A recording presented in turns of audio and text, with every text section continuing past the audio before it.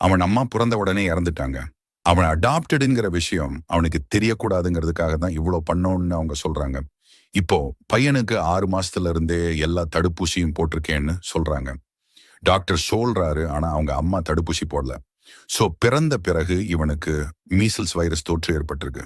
அது இவ்வளவு வருஷமா மரபணு மாற்றங்கள் நடந்து மூளையில ஒரு டைம் பாம் மாதிரி உட்கார்ந்து கிட்டி இருக்கு. இப்ப ஆக்டிவேட் ஆகி மூளை பாதிப்பை ஏற்படுத்திக்கிட்டு இருக்கு. கண்ணோட பின்பகுதியில தான் இந்த வைரஸ் இருக்கும்.